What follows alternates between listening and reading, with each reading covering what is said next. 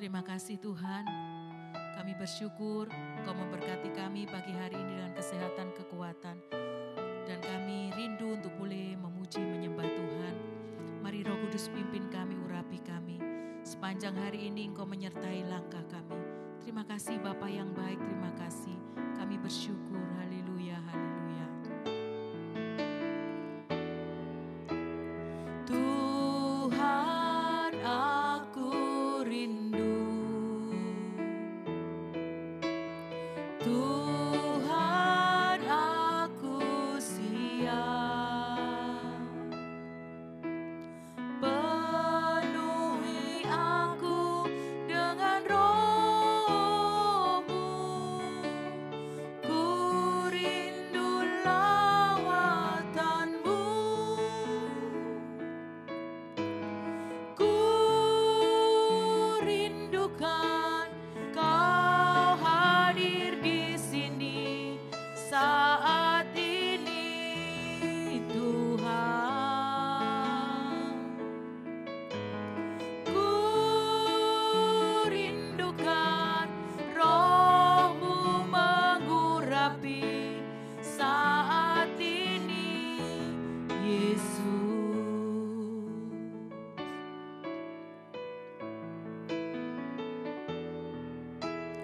Tuhan, aku rindu. Tuhan, aku siap. Penuhi aku dengan Roh-Mu. Ku rindu lawatan-Mu. Ku rindukan Kau hadir di sini saat ini, Tuhan. Ku rindukan Roh-Mu mengurapi saat ini, Yesus.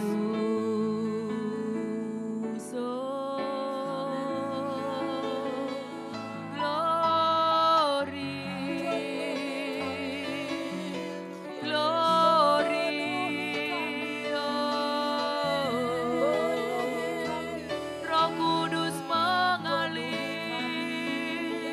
Roh Kudus penuhi kami, urapi kami, glory, haleluya, haleluya, glory. Kami siapkan hati kami Tuhan, untuk terima kuasa Roh Kudus-Mu.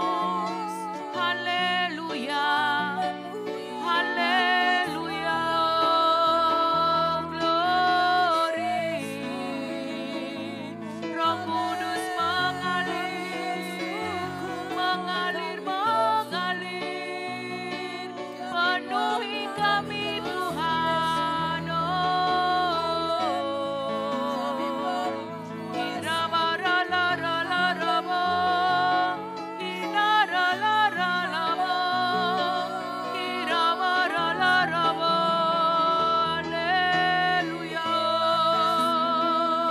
Roh Kudus penuhi kami, mengalir penuhi kami, jamah setiap hati kami.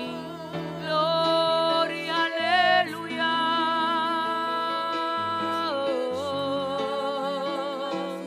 Glory, haleluya. Glory, glory. Kiara lama ra la ra la mo. Inara la ra la ra la mo. Kira bara la bara la bara la mo. Kira bara la ra la ra mo. Kiara la bara la ra mo. Haleluya, haleluya. Glory.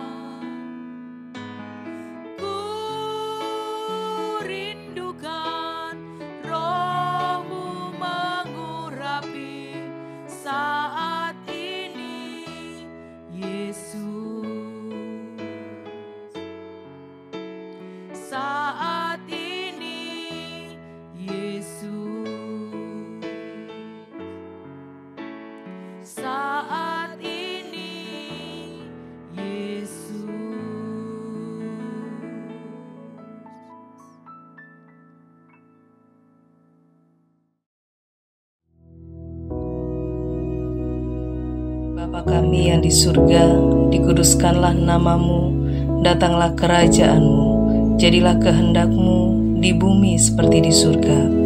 Berikanlah kami pada hari ini makanan kami yang secukupnya, dan ampunilah kami akan kesalahan kami, seperti kami juga mengampuni orang yang bersalah kepada kami. Dan janganlah membawa kami ke dalam pencobaan, tetapi lepaskanlah kami daripada yang jahat.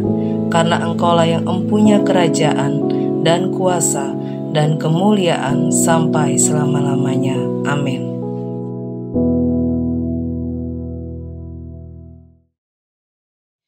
Shalom, puji nama Tuhan. Baik Bapak Ibu Saudara dimanapun saat ini berada, yang mungkin baru bangun, ada yang juga mungkin sedang beraktivitas ya sambil dengarkan firman Tuhan.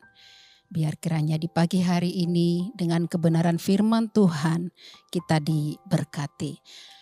Firman Tuhan saya ambil dari 1 Tesalonika pasal 5 ayat yang ke-17. Ayat yang sangat begitu singkat, pendek ya, hanya 2 kata saja. Mungkin ayat ini yang paling pendek ya dalam keseluruhan Alkitab. Ya, 1 Tesalonika pasal 5 ayat yang ke-17 dikatakan di sana, tetaplah berdoa. Saya beri judul firman Tuhan di pagi hari ini, terhubung dengan Tuhan. Saudara, setiap hari kita menjalani berbagai aktivitas. Ada yang sibuk bekerja, ada yang sibuk belajar, ada yang mengurus keluarga atau sekedar berinteraksi di media sosial. Terkadang dalam kesibukan itu kita merasa kosong atau kesepian. Kita mencari-cari sesuatu tetapi tidak tahu apa. Itu adalah tanda bahwa kita butuh terhubung kembali dengan Tuhan. Terhubung dengan Tuhan bukan hanya soal ritual atau rutinitas.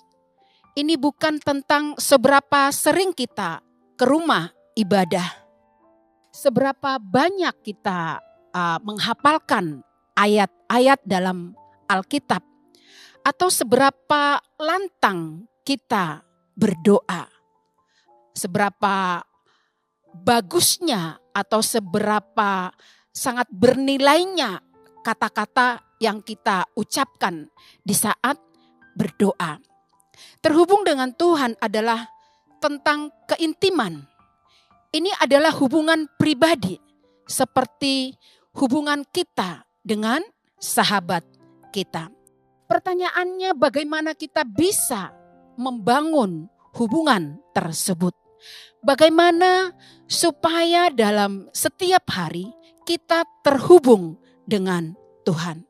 Saudaraku yang terkasih, 1 Tesalonika 5 ayat 17 ini berkata, tetaplah berdoa. Kata tetaplah artinya berkesinambungan. Ya saudara, tetaplah berdoa artinya itu berkesinambungan. Dalam beberapa terjemahan ini menyeratkan sebuah tindakan yang tidak terputus. Sebuah sikap hati yang terus menerus, dan ini bukanlah anjuran untuk selalu mengucapkan kata-kata doa setiap saat tanpa henti. Karena itu tidak mungkin secara fisik ya saudara ya. Sebaliknya ayat ini mengajak kita untuk membangun sebuah hubungan yang terus-menerus dengan Tuhan melalui doa.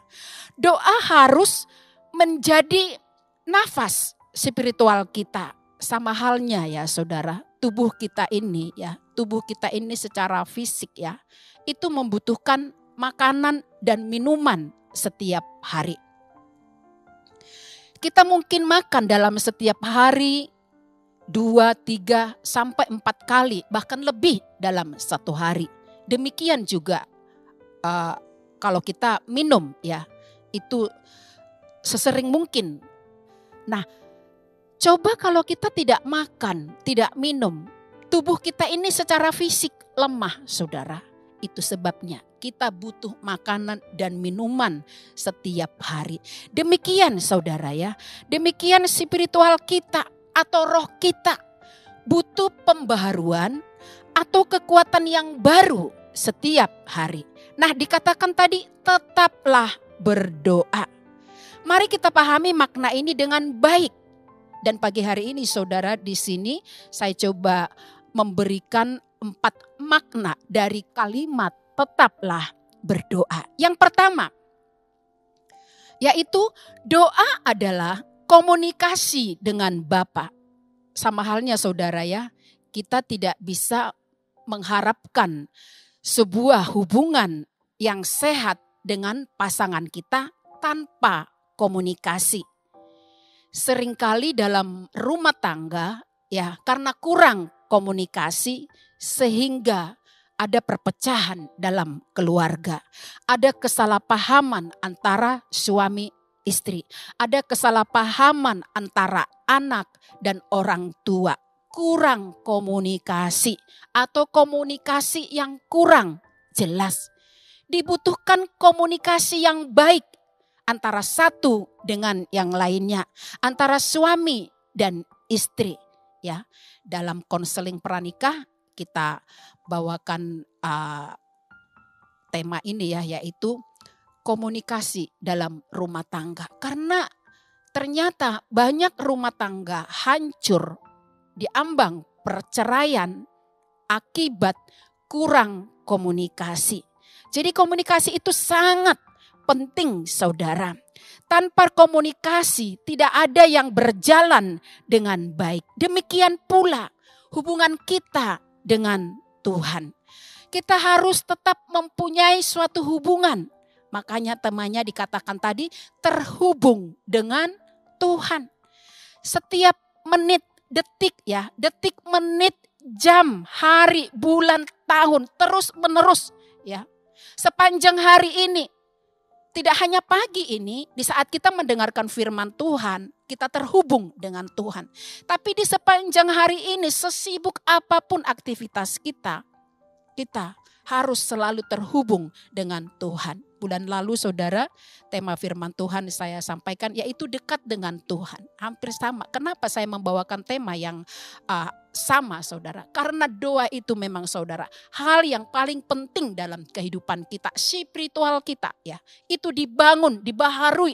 Dan ini yang akan membawa kita kepada hal-hal yang supranatural. Yang mungkin manusia tidak pahami, dunia tidak pahami. Tapi ketika kita banyak bersekutu dengan Tuhan, banyak berkomunikasi dengan Tuhan, semuanya akan menjadi terbuka. Semuanya akan menjadi terang benderang dalam kehidupan kita.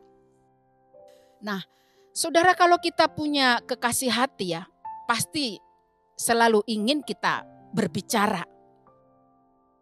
Semua hal kita sampaikan kepada kekasih hati kita. Ya, semua hal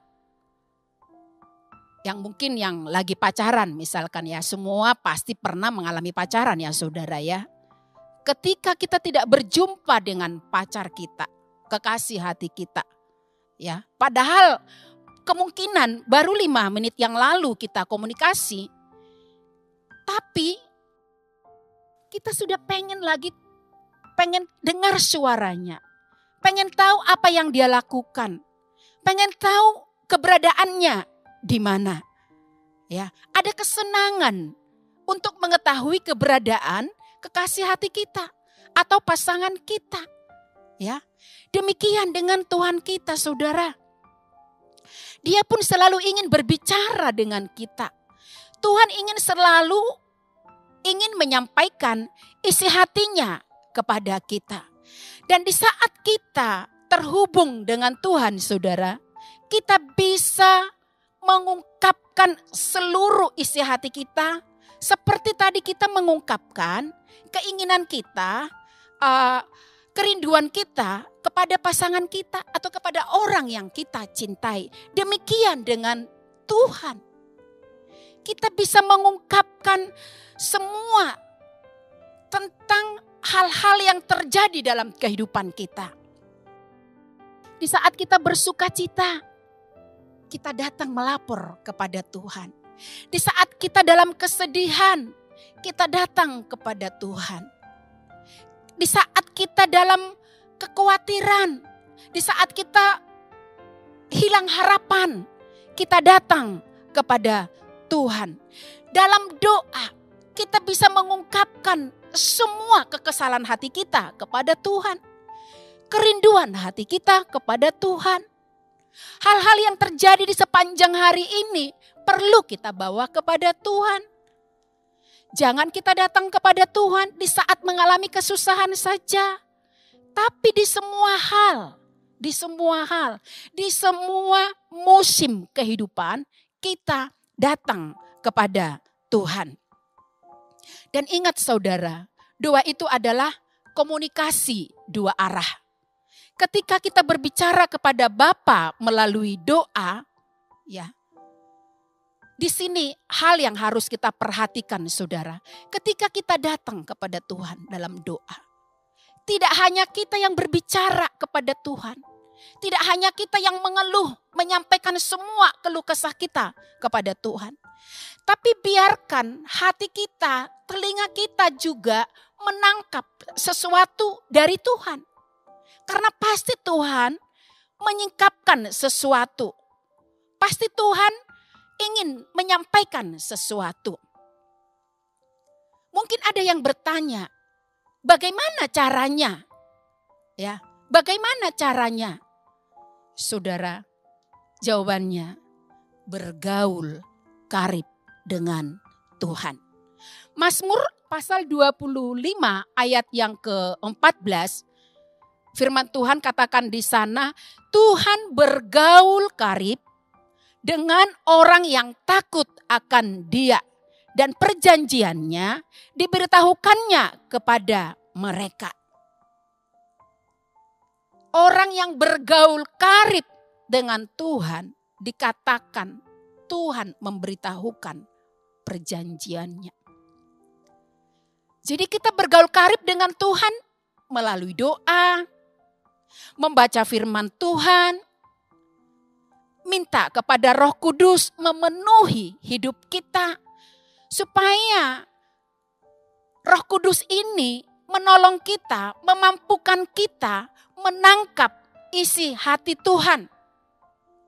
Ya, ada sebuah lagu saudara ya, yang pasti juga memberkati saudara, dan lagu ini juga memberkati saya saudara ya.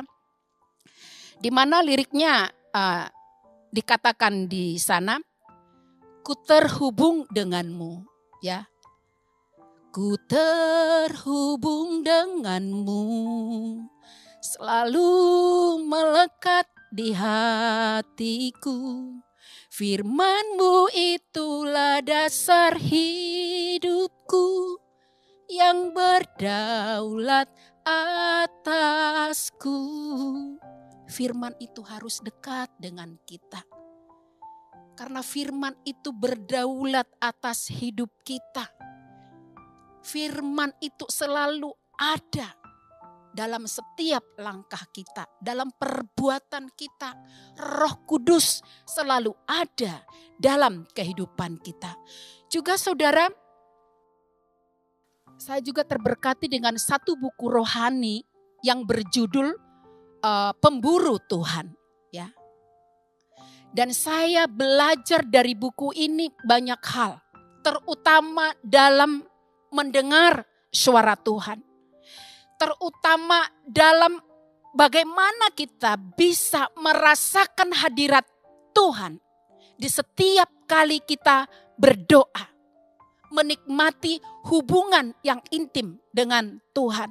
Hadiratnya luar biasa. Suaranya, pernyataannya luar biasa. Judulnya aja saudara ya, pemburu Tuhan. Saudara bisa bayangkan seorang pemburu ya. Pemburu saudara, pemburu mungkin kalau berangkat ke hutan kan niatnya tujuannya memburu. Ya.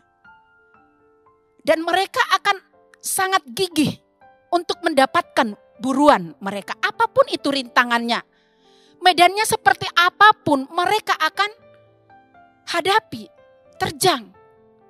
Karena di dalam hati mereka, pikiran mereka sudah terbayang atau sudah tertanam nanti pulangnya membawa buruan. Dan itu akan menjadi sesuatu yang sangat menyenangkan. Ya. Menjadi sesuatu yang akan sangat bermakna dalam hidupnya. Kemungkinan pemburu tidak akan mau pulang dengan tangan kosong. Akan terus berusaha harus mendapatkan buruannya. Nah, seperti seorang pemburu ini saudara, demikian kita. Kejar, cari hadiratnya, tangkap suaranya. Bahkan di sana ada sebuah ilustrasi yang mengatakan ya saudara ya, di mana seorang anak kecil yang mungkin baru bisa berjalan saudara ya. Dia sudah bisa berjalan, lari dan kejar-kejaran dengan papanya atau ayahnya. Begitu ya. Dan si anak kan akan terus dengan penuh sukacita. Ya mungkin gak jarak 1 meter atau 2 meter ya. Ayahnya dan dari anak-anaknya misalkan seperti itu ya saudara ya. Dan si anak akan terus berlari. Si ayah mundur lagi. Si anak tambah berlari. Ayah mundur lagi. Si anak terus berlari. Dan si ayah akan mencoba bersembunyi di satu tempat. Si anak akan mencari ayah atau papa. Nah sambil merengek ya. Mungkin di saat anak putus asa gak melihat ayahnya, tidak menjumpai papanya. Si ayah tidak akan tega saudara. Tiba-tiba dia keluar dari persembunyiannya dan berkata, hai, begitu ya saudara ya. Si anak akan langsung berlari dan akan langsung mendekap ayahnya. Sukacita luar biasa. Demikian saudara, kita dengan Tuhan. Saya belajar saudara. Saya bangun kerinduan saya. Saya berangkat dari gereja Protestan. Kami kalau dulunya berdoa saudara ya dengan orang tua, mungkin pas Natal makan bersama, ya momen-momen tertentu saudara ya. Kadang kalau disuruh doa pun, ya mama sajalah, papa sajalah begitu. Jadi kata-kata dalam doa itu pasti ya susah kalau disuruh berdoa ya saudara ya. Tetapi ketika saya menemukan buku ini saudara, saya belajar sendiri, saya berusaha mempunyai keinginan, kerinduan yang amat dalam. Saya harus menangkap Tuhan. Saya harus bisa. Satu hari saya coba tidak dapat apa-apa. Rasanya hambar. Tidak ada sesuatu yang greget gitu, tidak ada. Saya coba lagi. Saya doa puasa. Semua doa puasa yang ada di Alkitab saya coba jalankan. Ya apa caranya? Karena ada satu kerinduan yang amat dalam. Saya coba semuanya. Saya tidak pernah merasa bosan dan jenuh. Karena menantikan momen tersebut saudara. Menantikan momen tersebut. Dan ketika momen itu saya dapatkan. Wow saudara. Menangis bukan karena kita bersedih. Bukan karena masalah yang ada. Tertawa bukan karena kita melihat sesuatu yang lucu. Tidak. Tapi kita menangis merasakan kasih Bapa. Kasih Bapa yang luar biasa. Kasih Bapa yang ajaib. Yang mungkin dunia tidak bisa pahami.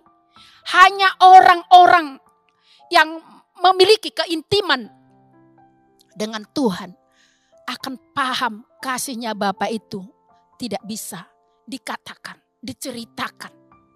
Pengalaman perjumpaan dengan Bapa itu luar biasa. Kita tertawa, kita merasakan hal-hal yang indah, saudara. Sampai suatu ketika saya pernah di momen saya dibawa Tuhan terbang. Pada saat itu saya masih bekerja di sebuah perusahaan. Ya, saya masih kerja di sebuah perusahaan. Belum ada panggilan untuk melayani, tidak ada niat untuk melayani saudara. Tapi saya dibawa Tuhan terbang. Dan itu terbang ketika saya sudah ada di Surabaya.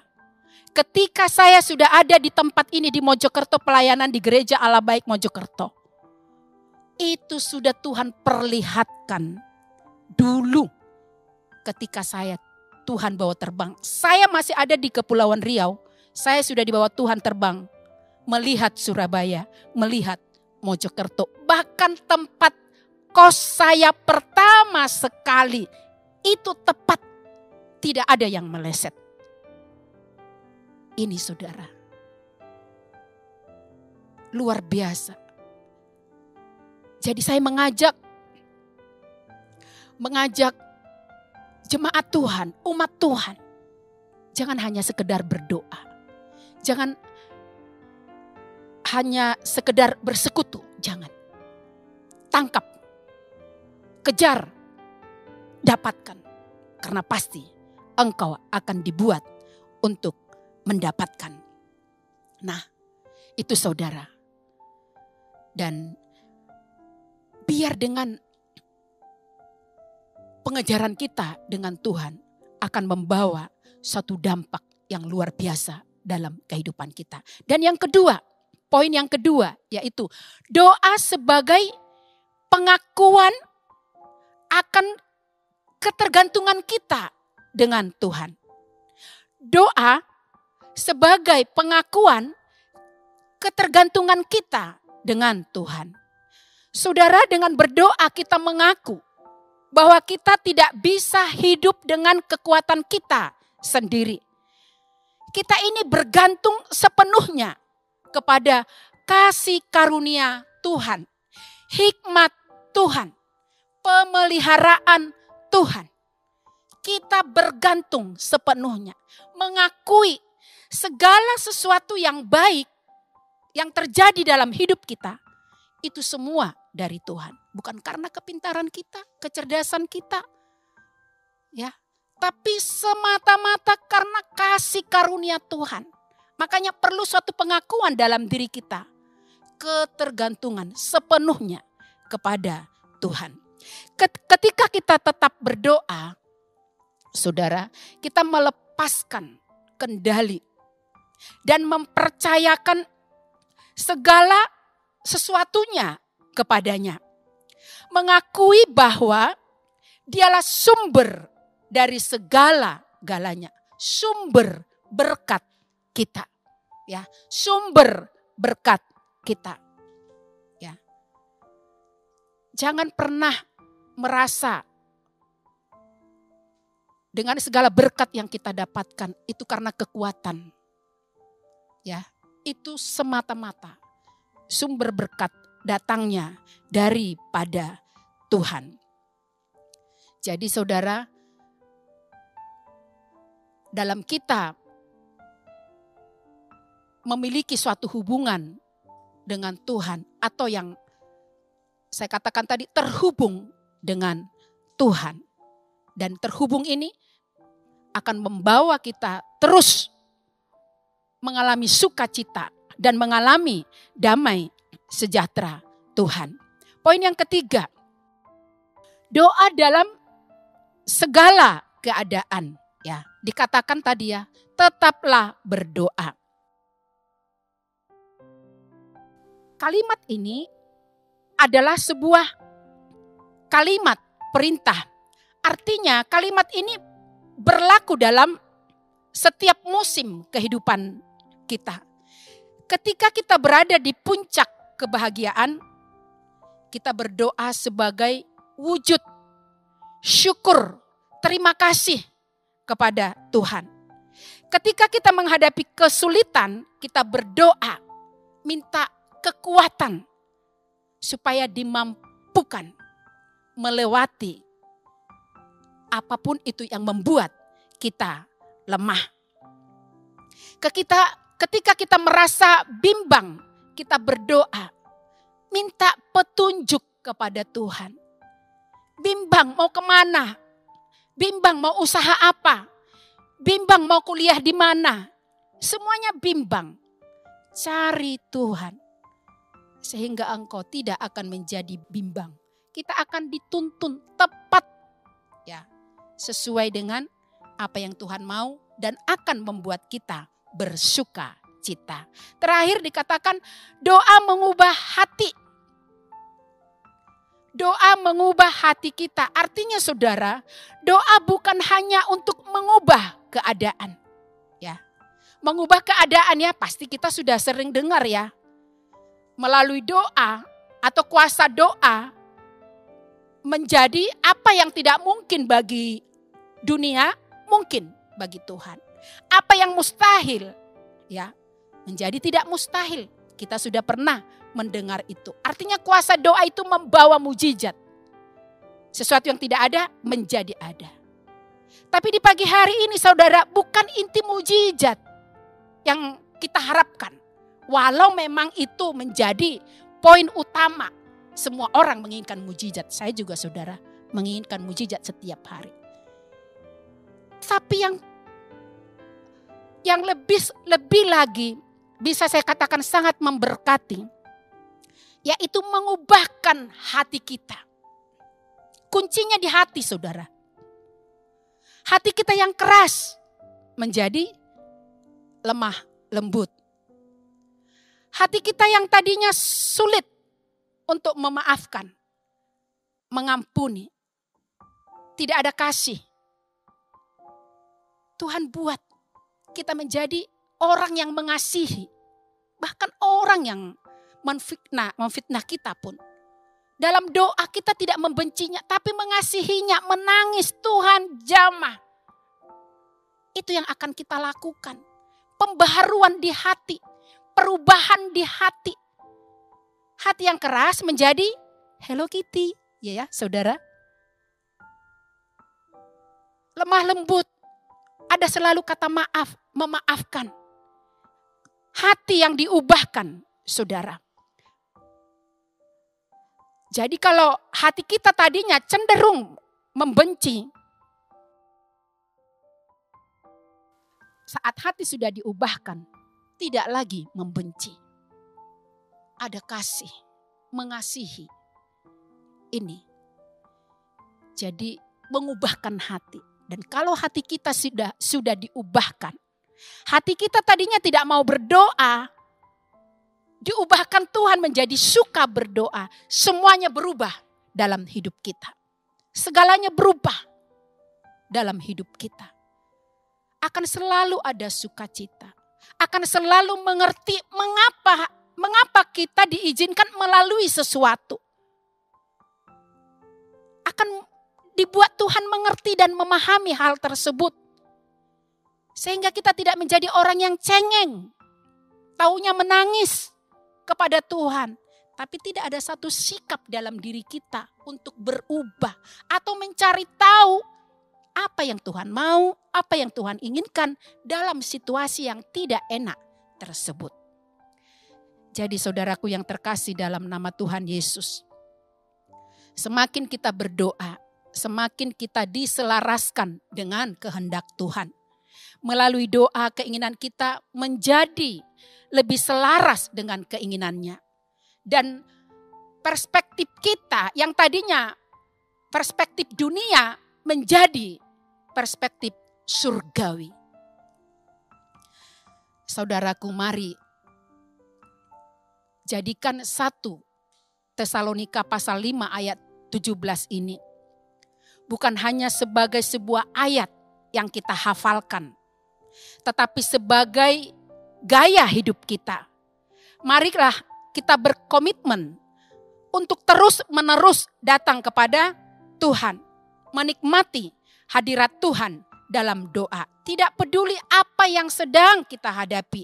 Biarlah doa menjadi napas kita, pengakuan ketergantungan kita, dan sumber kekuatan kita. Tetaplah berdoa, karena di dalam doa kita akan menemukan kedamaian, kekuatan, dan kehadiran Tuhan yang setia. Biar sepanjang hari ini umat Tuhan diberkati semuanya dalam segala aktivitasnya. Amin. Mari kita berdoa. Terima kasih Bapa yang baik. Terpujilah Engkau Allah yang telah memberkati kami, yang telah menyatakan kasih karunia-Mu dalam hidup kami. Hamba berdoa buat semua umat-Mu yang mendengarkan kebenaran firman Tuhan ini Bapa. Berkat-Mu turun atas mereka. Kasih karunia-Mu, pertolongan-Mu atas mereka. Mampukan mereka Tuhan untuk datang kepada Engkau dalam kesetiaan, dalam ketaatan. Tetap berdoa meskipun keadaannya sulit. Tetap berdoa, tetap terhubung dengan Tuhan. Karena dengan keterhubungan kami dengan Tuhan akan membawa kami kepada pemulihan dan pemulihan. Mujizat demi mujizat akan tergenapi dalam kehidupan kami. Di dalam nama Yesus, biarlah berkat dari Allah Bapa, berkat sukacita yang melampaui segala akal turun atas umat-Mu. Di dalam nama Yesus hamba berdoa dan mengucap syukur. Haleluya. Amin.